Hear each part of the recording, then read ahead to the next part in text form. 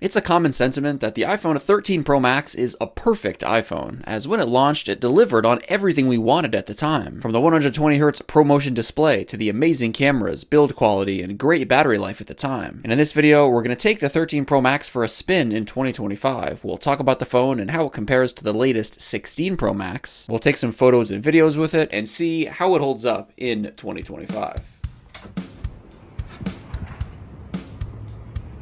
The 13 Pro Max's design looks quite premium, from the 6.7-inch display to the shiny stainless steel sides and the glass back with the triple lens camera array, which is largely the same design formula as the newest 16 Pro Max. The side material on the latest couple generations of the iPhone, including the 16 Pro Max here, has been changed to brushed titanium, and the screen-to-body ratio on the 16 Pro Max has also improved, it only having a slightly larger footprint, but is able to pack a slightly larger 6.9-inch display with thinner bezels.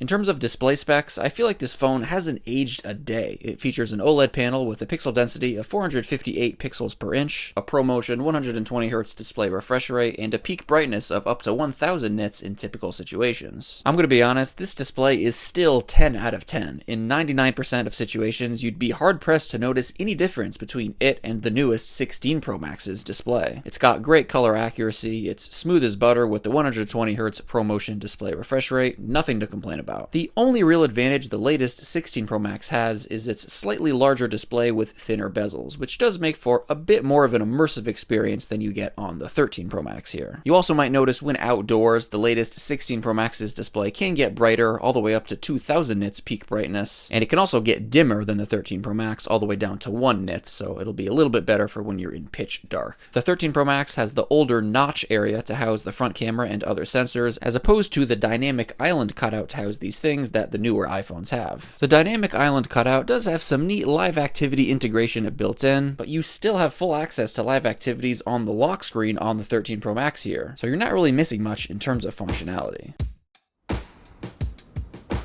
The 13 Pro Max has three 12-megapixel main, ultra-wide, and telephoto zoom lenses on the back, and a 12-megapixel front-facing camera as well. Unfortunately, the 13 Pro Max just barely missed the cut for the 48-megapixel main lens that Apple started using with the 14 Pro Max and later. But for typical point-and-shoot photos 99% of people will be taking, the 13 Pro Max's 12-megapixel main lens will do just fine. As you can see, it takes great photos. The only time the 12-megapixel main lens will lack a little bit for your typical photo is when you zoom in really close on a photo you've already taken. You'll notice there is a bit less detail and sharpness in comparison to the 48 megapixel image taken on the 16 Pro Max here, but this difference certainly won't jump out at you. And another nice perk of the 48 megapixel main lens on the newer iPhones is you get optical 2x zoom from the main lens as a result of its higher resolution, where you can only get digital 2x zoom with the 13 Pro Max's main lens, which isn't quite as crisp. In terms of the 12 megapixel telephoto lens on the 13 Pro Max, it enables 3x optical zoom, and the newest 16 Pro Max's also 12 megapixel telephoto lens enables a bit of a closer 5x optical zoom. And the absolute maximum digital zoom for photos on the 13 Pro Max is 15x, so pretty up close. And on the latest 16 Pro Max, it's even closer at 25x. Chances are 15x is probably going to be enough for most people. The 12 megapixel ultra-wide lens takes great 0.5x shots. Now the latest 16 Pro Max actually also has a 48 megapixel ultra-wide lens as well, so your 0.5x shots and your super up-close macro shots will be a little bit sharper on the 16 Pro Max, but as you're seeing, it's really not that noticeable when using the default camera settings, and photos taken with the 12 megapixel front-facing camera also look great on the 13 Pro Max,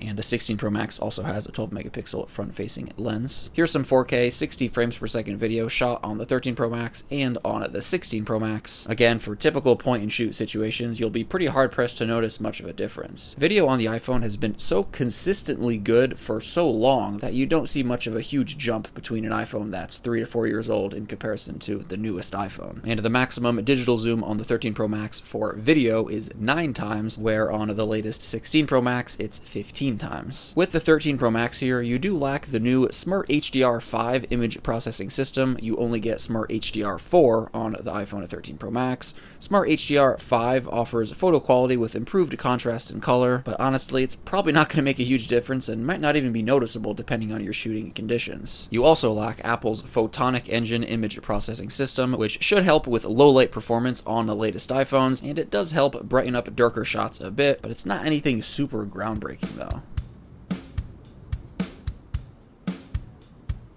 The 13 Pro Max is powered by the A15 chip with 6 gigs of RAM, which runs iOS 18 pretty much as smooth as can be, and it'll get minimum 2 to 3 more years of major iOS update support, probably more. The overall experience using this phone feels like it's a brand new iPhone, from having all the latest iOS 18 features, to having the smooth 120Hz ProMotion display, to the still rock-solid performance, making this a fantastic iPhone to hold onto for a few more years if you're using one, and also a very solid option in the used iPhone market. You can get an unlocked 13 Pro Max used for around $450 on marketplaces like eBay. And for that price, I'd say you get 90% of the same experience you get buying the latest $1,200 16 Pro Max, which is quite impressive.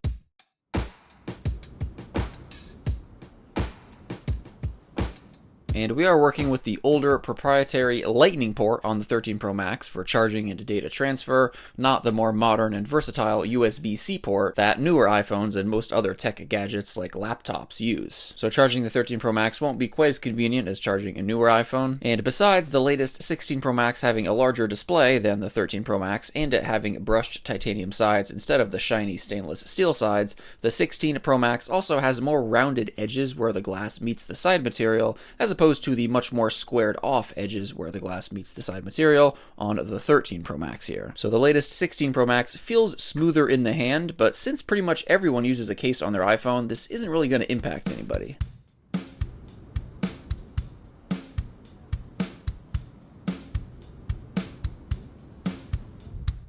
The 13 Pro Max has a battery capacity of 4,352 milliamp hours, and it's always been known to have incredible battery performance. It's one of the areas that got the most praise when this phone was released back in 2021. Now, this being said, here in 2025, most 13 Pro Maxes have been out there circulating in use for some amount of time, which means the condition of the battery in each specific 13 Pro Max will vary quite a bit from device to device, purely depending on how many charge cycles the device has been put through, which generally corresponds with how many years of usage the device has been put through. As long as the battery in your specific 13 Pro Max is in decent health, expect very solid battery performance. If you're planning on buying one of these used, definitely get one with a minimum of 85% battery health capacity, as an iPhone with a lower battery health than that will have a significantly worse battery performance than it did when it was new. An interesting fact about the 13 Pro Max here is that it actually has a larger battery capacity than the one generation newer 14 Pro Max. Apple did this, claiming that there was no drop in battery performance due to improved power efficiency on the newer 14 Pro Max, but many people didn't see that reflected in real usage and had a bit better battery performance with the 13 Pro Max. So at the end of the day, I can confidently say that the 13 Pro Max is aged as gracefully as possible and is still an almost perfect iPhone in 2025. Great cameras, great display, great performance, solid build quality. There's really not a whole lot to complain about. And considering this phone is solidly middle-aged, you can again get this phone for a great price in the used market, around $450. The 13 Pro Max is kind of in this sweet spot right now, where it's new enough to have all the essentials we expect out of a Pro Max iPhone, but it's also old enough to the point where you can again get it for a great price in the used market. Let me know your thoughts on the iPhone 13 Pro Max in 2025 in the comments down below. Thank you all so much for watching, and of course, as always, I'll catch you in the next one.